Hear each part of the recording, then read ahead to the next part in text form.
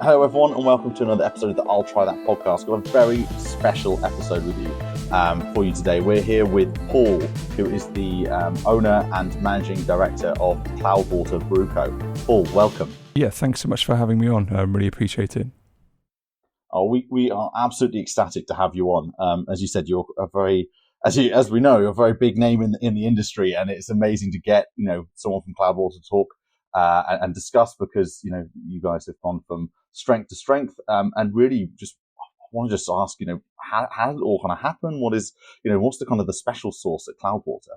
Ooh, I think I'm going to have to put that down to a couple of different things. So first of all, well, I'm just a beer drinker like you guys. I'm no different. I drink too much, and that's not very good. But I'm a real big beer geek. I love hitting up beer events. I love being at festivals. I love trying new beer experiences. I love exploring the classics.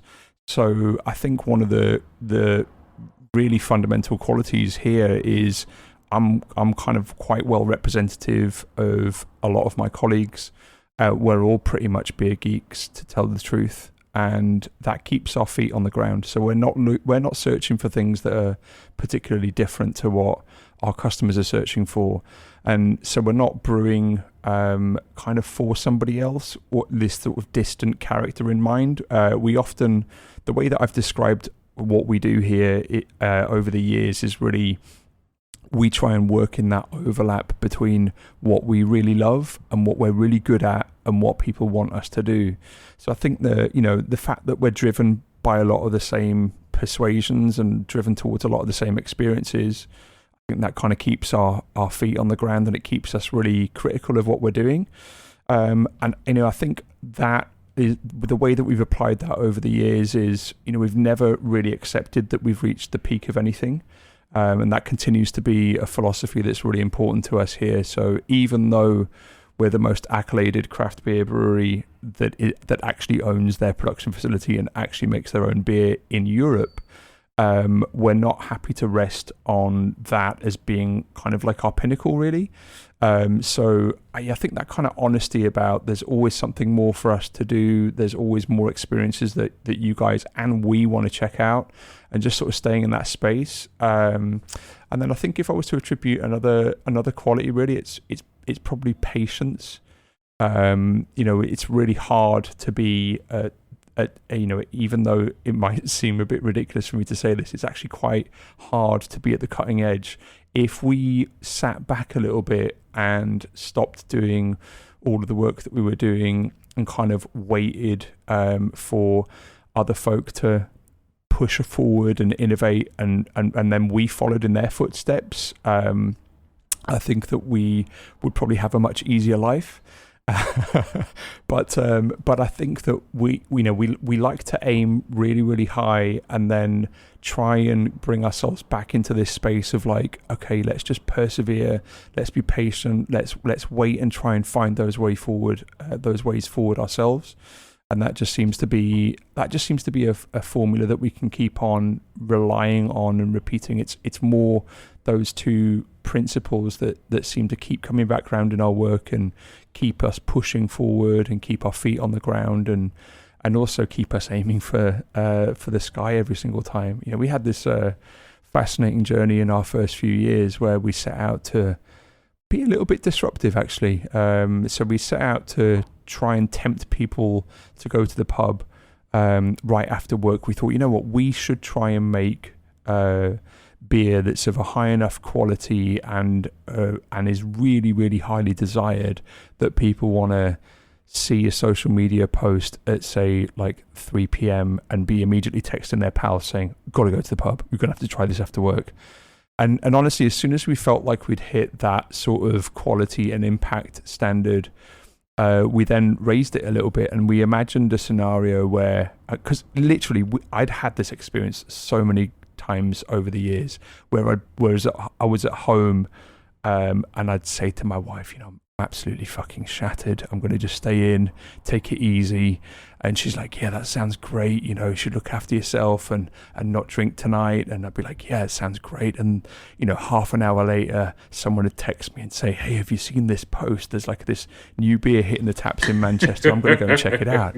And I'd be like, oh my God, I you know, all my pals are going to be there. All of these people that are as enthusiastic as me. And before you know it, I'm like getting dressed again to go back into town. So we kind of aimed for that same level of like pull and impact, that we wanted to try and make beer that was so good and so exciting that you'd leave your house even when you kind of didn't want to. Now there might be some people listening to this being like, oh my God, these guys sound like they're trying to like mess people up. It definitely wasn't along those lines. No. We're not really trying to get people to drink too much, but it was about the fact that like we were really excited by all these new beer experiences, right? And we just were like, we want to be producing those really exciting beer experiences.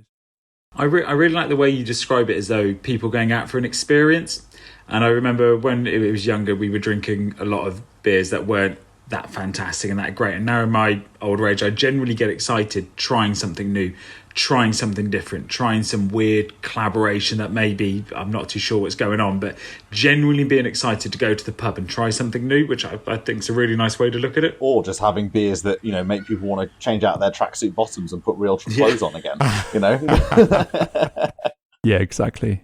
I mean, so talking about that, you were mentioning about, you know, really wanting to keep pushing and keep going. I mean, the vast, like, kind of array of different styles of beers that you guys have got underneath your belt, and this is just the ones that I've come across at your Bermondsey tap room through to, you know, looking on your website, but you've really pushed the boat out when it comes to different styles of beers, right?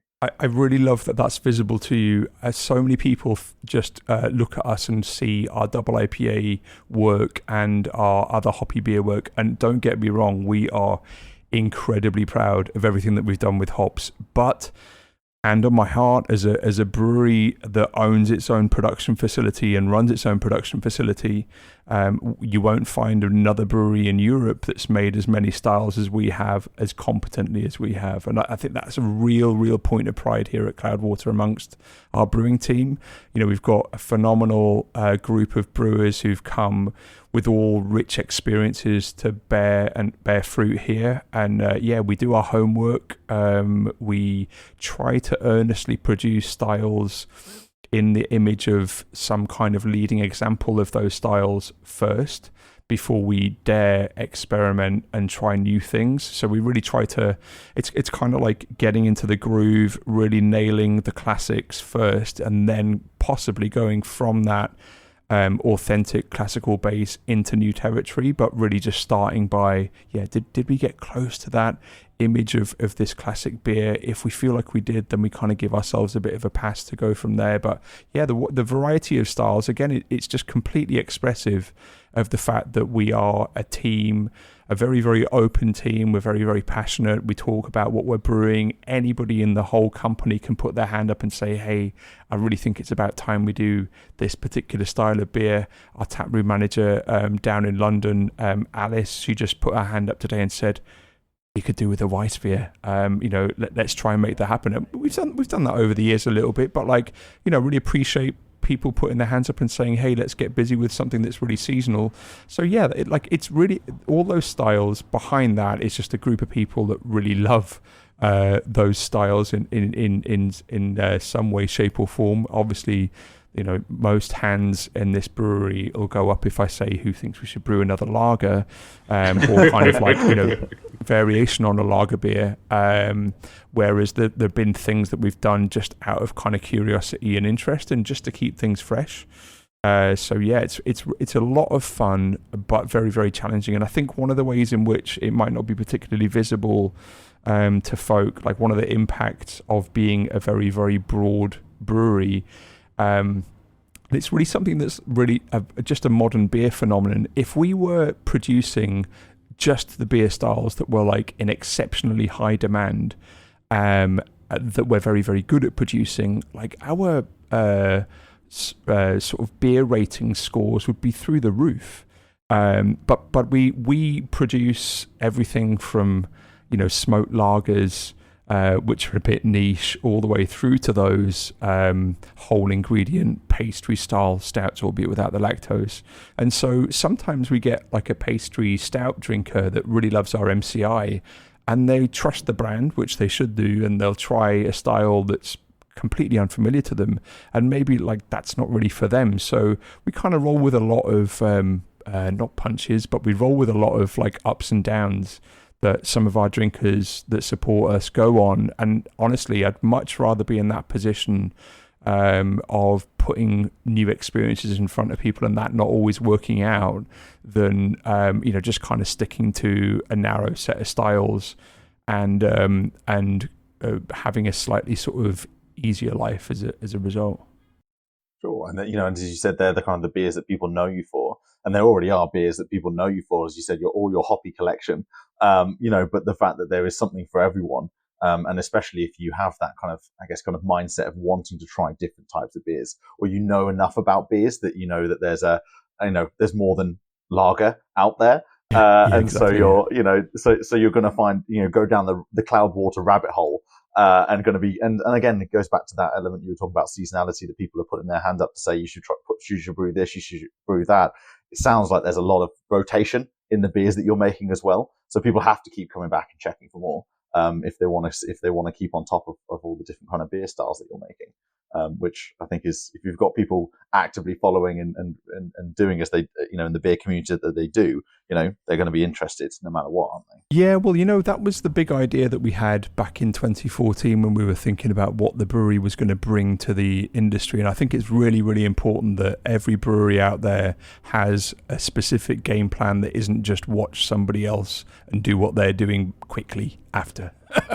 I think it's really, really, we had a solid game plan for what we were going to bring that was new, what we were going to bring that was different. And back in 2014, just about everybody was brewing a really solid core range, and then the occasional special would come out. And there were a few people that were a bit more loose, so maybe working within 3 or 4 different styles and kind of variation within 3 or 4 different styles.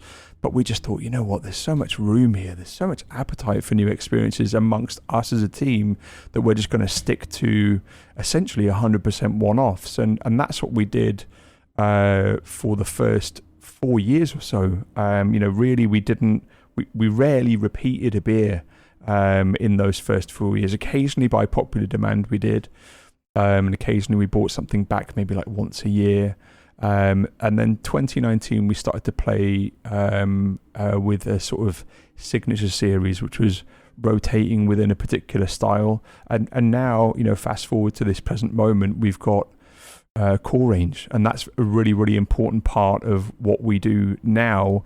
Similarly to, it comes from the same place where I guess over the pandemic especially, a lot of us just got really tired of new stuff, because a lot of the new stuff was like horrible new adaptations that we had to make in our lives, just rushed out there because they could, yeah. And I think we started to crave during the pandemic, as human beings, we started to crave routine and simplicity and something reliable in our lives, because our lives were massively disrupted by all those changes and laws and all the lockdowns that we had up here. So out of that came a genuine desire to start looking at, well, consistency is important to people now, consistency of experience, reliability of experience. And so it just felt very, very much like the right time for us to jump in and say, we're going to fix ourselves on a small core range and make that available and focus on it and refine it. And I'm really thrilled that that's a part of our production now, as well as all the one-offs.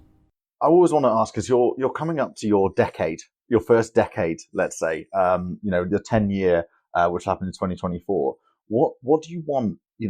Where do you see the next 10 years after you're going? Is there's like, what's the next stage of Cloudwater?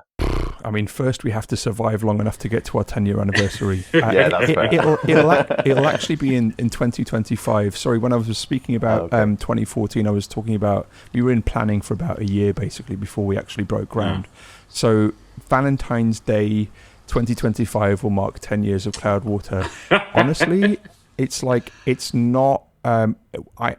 We can't be completely certain that we'll get there with all the changes that are afoot to the costs of production, the industry's become a little bit weird and hyper competitive in ways in which the industry's never had to accommodate before. So there's some pretty savage price competition happening within craft. I'm obviously not going to name any names, but there's some big moves out there by breweries that you might not necessarily think would be getting super competitive on price, and so essentially, gosh, we're obviously working our asses off, and we'll do everything that we can to get to that 10th anniversary as strong as we can. But right now, I guess what I'm describing is business feels very kind of month by month at the minute.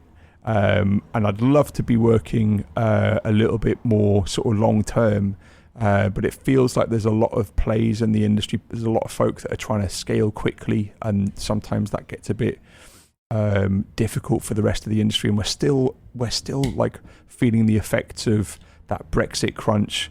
I estimate that UK craft beer, about 20% of UK craft beer used to go abroad, and that's not based on a total study of every single brewery in the country. That's based on the 100 or so breweries here that we know quite intimately. I reckon about 20% of UK craft beer had to find a home in the UK post Brexit, and that's obviously massive competition spike there, which is kind of rolled onto other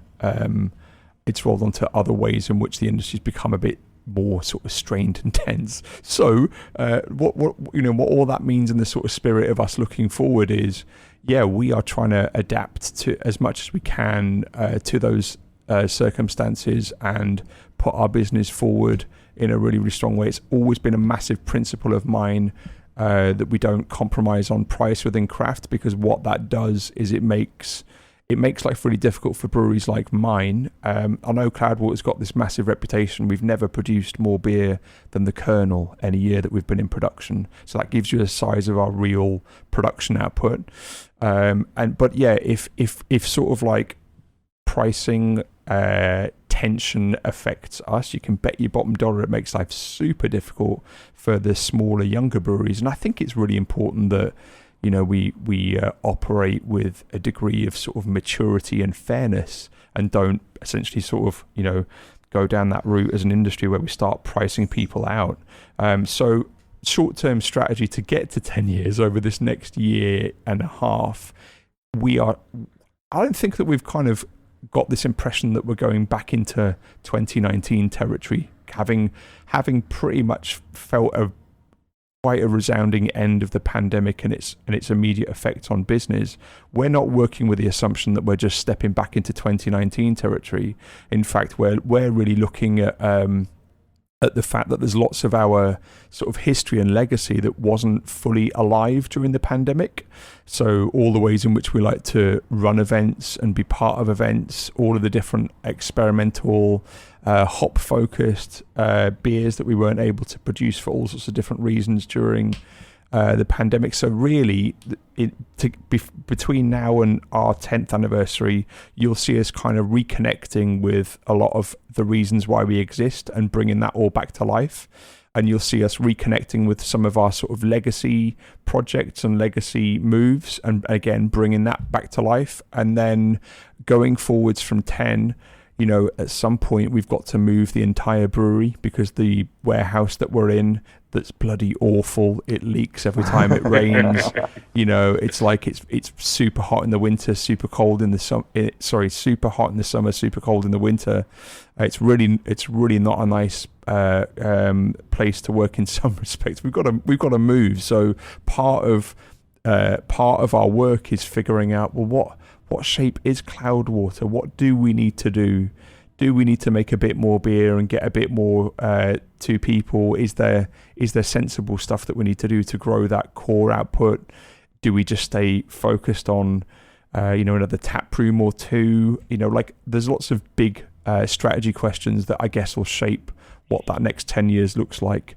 But looking around me in the team right now, there's as much enthusiasm as there ever was in this business for keeping busy and trying to push the boundaries and trying to stay as much as we can at the sort of forefront of European craft beer. So what are you guys kind of looking forward to in the future beer-wise, I suppose? What have you got coming up in the next few months that we can get excited for? Well, we've got a really fun release that's coming out in a couple of weeks. I think you guys might have a can of Forever Chubbles. Soon to be arriving, I think, but we hope to talk about them as well for sure. So it's a new beer that's coming out. Yeah, so one of the highlights in our production calendar is every spring our customers strongly request that we bring back Chubbles. And Chubbles, for anybody that hasn't had it, it's a really, really highly hopped,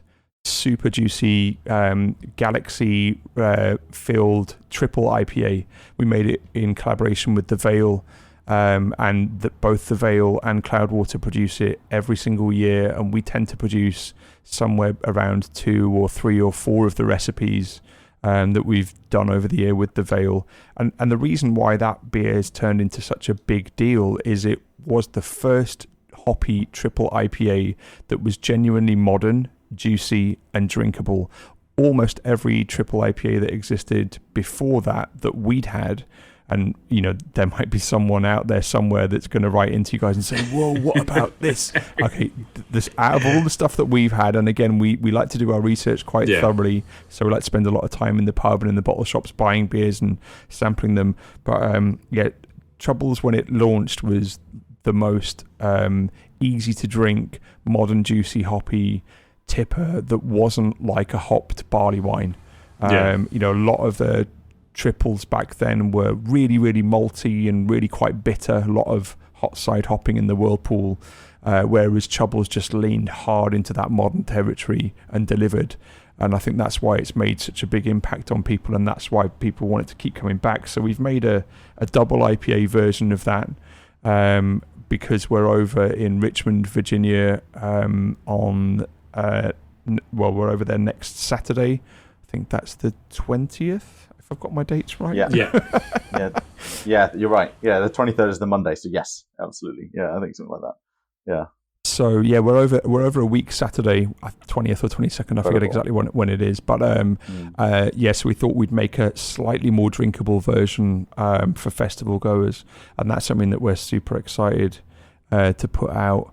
And there's always lots of work that we're doing in our barrel project. We've got a wonderful chap, Brian, who's come to us via South Korea, and previous to that via Hong Kong. So he's got really interesting. He's got a really interesting palette and really interesting ideas for where we take our barrel project beer. So there's just always releases that we're getting ready to make in the background there. And apart from that, we're always working on something kind of seasonal. So we've got a lovely citrus Berliner Weiss that's about to come out. It's quite sort of wine-like. So don't expect a big glass of orange juice or lemon juice in front of you. It's not it's not puckeringly sour, but it's rewarding, it's layered, it's complex, and it will go down an absolute treat. And we're going to follow that with some kind of radler. So there's going to be a few low ABV absolute crushers from us over the summer, and we as a production team, we're just pretty excited by that stuff. Absolute fan of a radler. It was, I've recently got back into them, and they are just absolutely fantastic. The best summer drink out there, right? Absolutely. It's so light and refreshing. And if I do say a Cloudwater Radler is going to be something to behold, I'm going to be, waiting with bated breath when that starts getting announced. I'll be getting some of that in. Yeah, well, you'll definitely be able to rely on it being extremely quaffable. I think obviously, beers with fruit in them have gone. They've explored the sort of depths of intensity, and that's not really work that we want to get into or have gotten into. If you get something with fruit in it from us, it's not gonna be a smoothie. I think we made a smoothie type beer once, again without lactose because we don't use that stuff. But years ago we tried something for a festival. I think it was Indie Man. But yeah, I think when you can expect when fruit's in our beer, you can expect it to be a bit more wine-like. So it's going to drink easier. It's not going to have that thick, pulpy, sort of full of puree expression, which is obviously really, really exciting in the right context, and definitely not criticizing that at all. But I think with the Radler, what you're going to probably get from us is, something that is just incredibly satisfying, yet really moreish. And the whole point of a low ABV beverage is it should be so satisfying that you can just have that one and cut yourself off and just get on with whatever you've got to be doing. Or, you can sit back and have a few and it's not going to mess you up, which is exactly the sort of beautiful feature of low ABV beers. Well, that's it. But then also not compromising on flavour and taste by the sound of it as well. You get everything that you want all at the same time. You can literally have your cake and eat it. That's what I think about good ABV, low ABV beers. Paul, I'm really excited for, to speak with you, having, as I said, been to the Bermondsey tap room and explored stepping into the world of Cloudwater, quite literally an immersive experience. I feel that Bermondsey tap room, it's decor wise is amazing. And anyone in the Bermondsey area definitely, or making a trip to London, be sure to go and check out Cloudwater on the Bermondsey Mile, because it is incredible. And so I was really excited when we were able to get the conversation with you, Paul, because this has been, as I expected, super insightful. I'm excited about, Cloudwater's past, but more excited about the future. I think, as times are, as we know, kind of difficult, but it's, you've got a brand here and you've got the product behind it, which everyone looks out for. So, I've got no doubts in my mind that you'll reach your 10-year. You'll go way past that one, because, everyone loves to see Cloudwater doing really well. Thanks. I really appreciate hearing that. It can be really quite sort of stressful to try and create all of the new experiences that we want to create, and we're never 100% sure how things are going to land. I hope that's expressive of the sort of humility that we operate by. We're not expecting just to knock out the next beer and it go down super easy. We want people to be delighted, and we're working hard for that, but we're always apprehensive. Are we going to hit the nail on the head? So it's really cool to hear your enthusiasm for what we've been up to, and indeed where we'll go from here.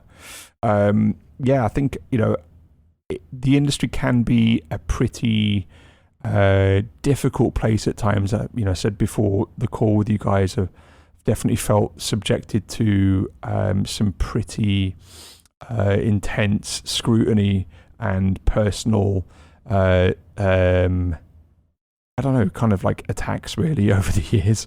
I've been sort of built up, I think, on a number of occasions, only just to be knocked down again.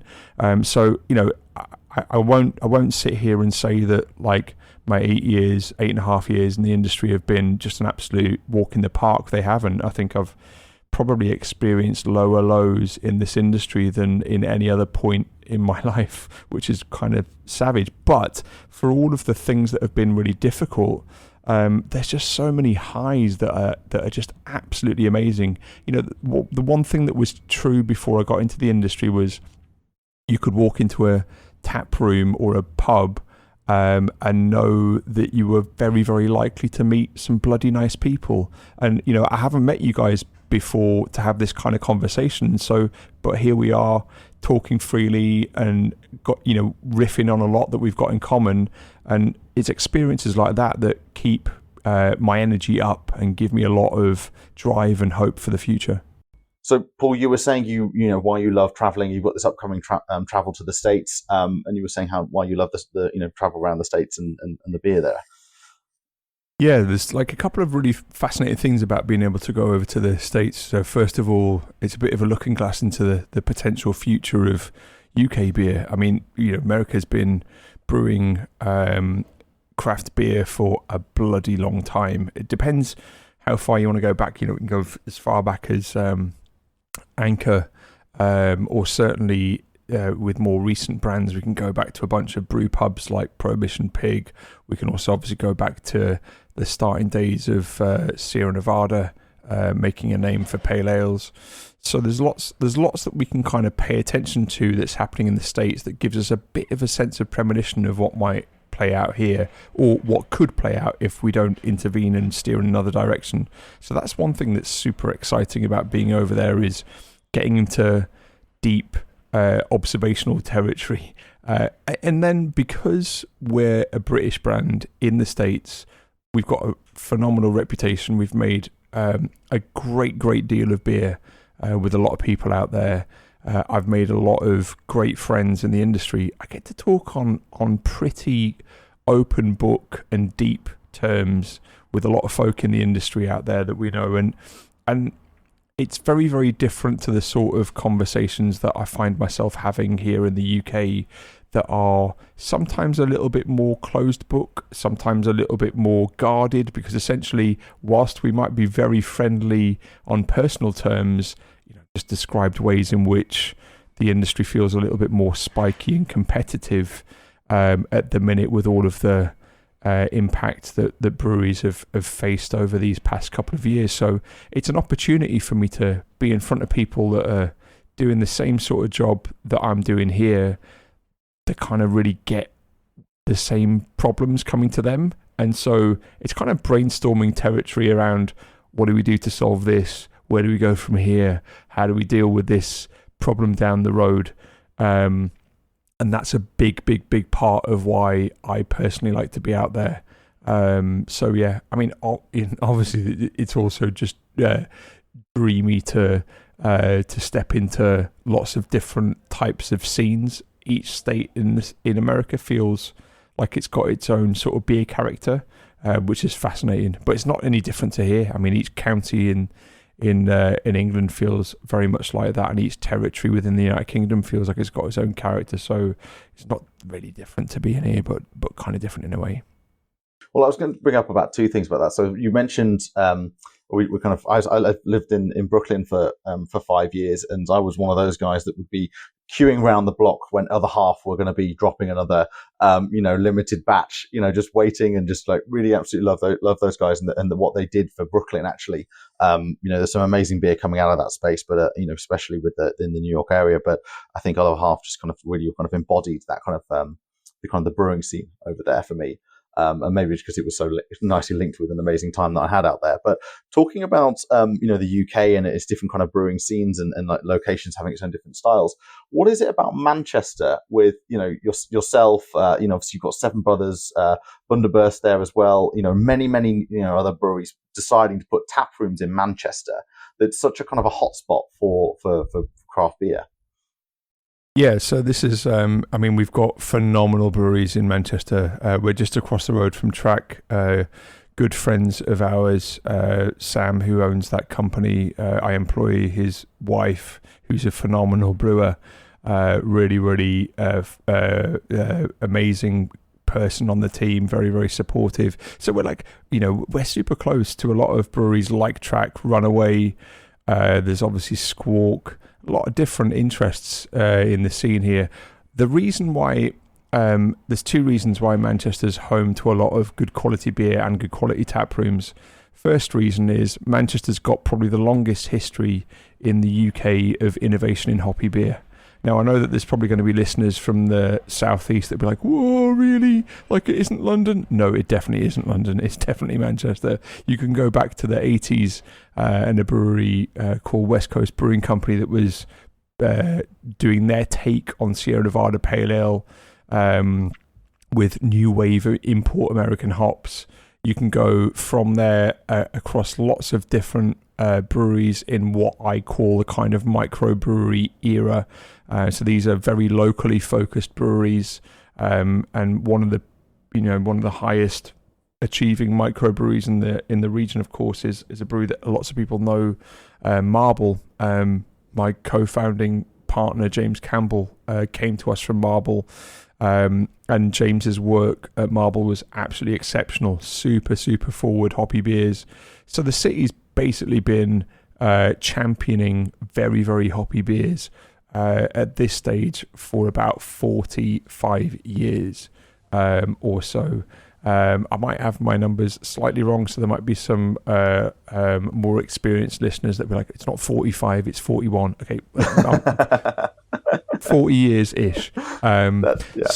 So I think that's one of the reasons is we've got a very, very, very deep and long-standing heritage of progressive hoppy beer. And of course, hops are the most unique flavor ingredient in that make beer a unique beverage. You don't get hop flavor out of anything else that you can drink, whereas you can kind of get some of the yeast flavors in other beverages. And then the other thing is we're the fastest growing city in the UK, and a lot of people are finding London unsustainably expensive, both on a commercial level and on a personal level.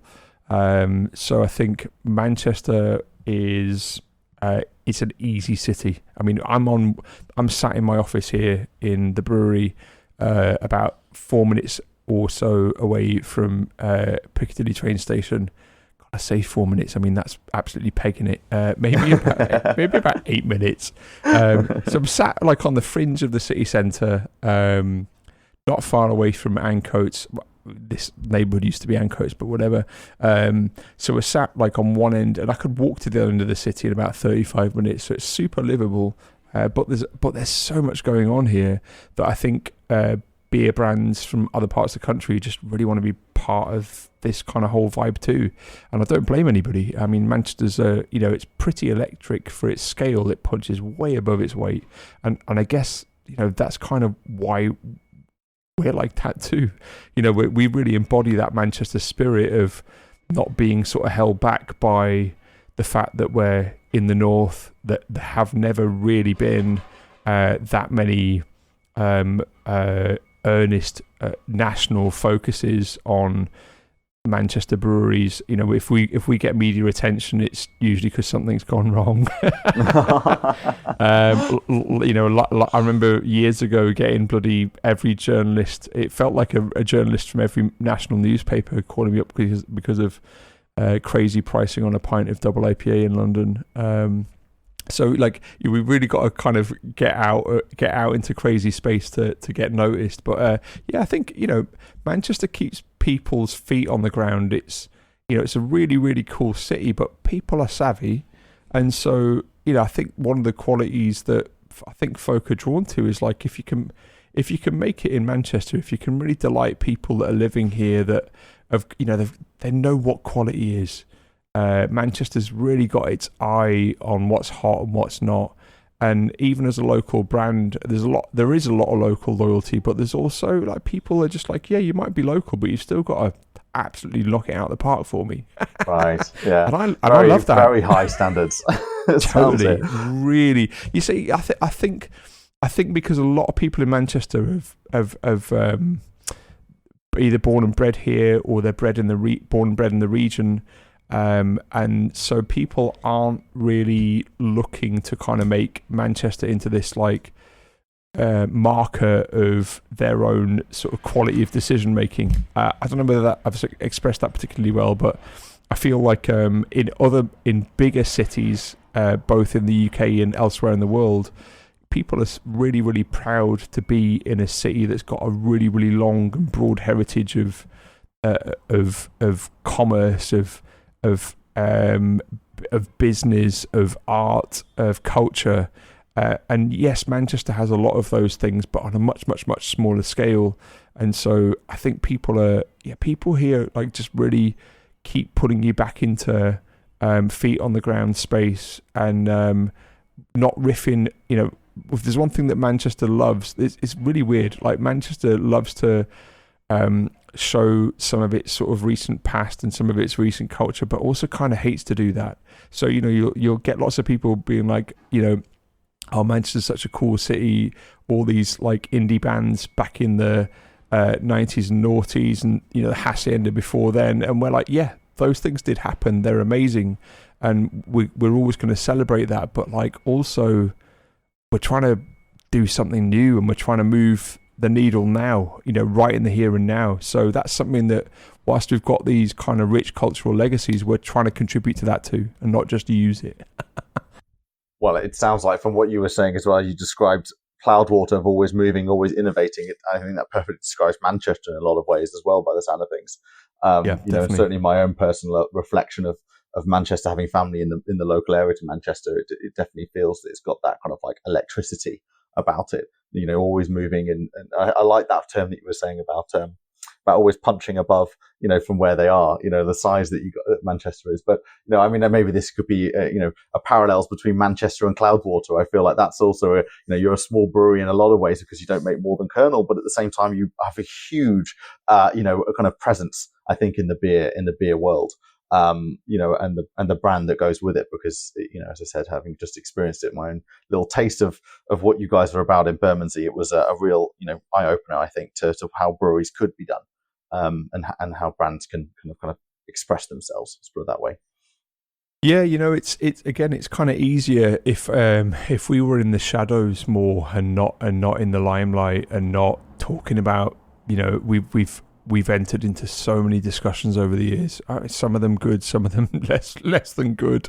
I mean that in terms of like less than productive, and didn't really result. Some of the sort of heavy topics that we've waded into over the years have gone really, really well, and some of them have gone really not so well at all. But I think there's a real honesty to what we're doing here.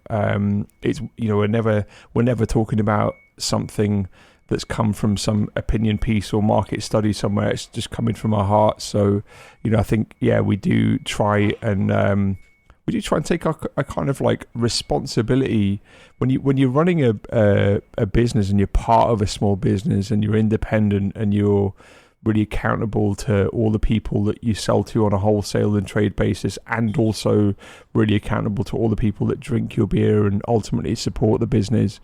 You can't help but think like, is there a little bit more that we can do? Is there, obviously we're very, very focused on the quality of the beer, but, we're thinking like there's so many issues in society and so many issues that our customers are facing. So you can't help yourself but kind of get curious about the ability of small business to voice some of that stuff and try and raise the profile of the ways in which people are wanting to see change. And I think that's a wonderful part of people really lean into their local businesses with a lot of expectation from that consumer level, and it makes complete sense when you think about the fact that it's really hard to get accountability from your local politician or your local council, but you can pretty easily get some level of accountability from your local business that cares about you as an individual. And I think it's just that sort of expressive of that circle of care that's like, people care about us, they care about what we create, we care about them, and we care about the fact that we're trying to make something really honest and effective that improves their lives. And that is a wonderful symbiotic relationship that you can really only have when you're an independent business. And that's all we have time for this week's episode of the I'll Try That podcast. And so from me, Joe, Rich, Barbara, and Simo, goodbye. And don't forget to follow us on Instagram, Twitter, I'll Try That podcast.com, and watch us on YouTube. Goodbye now.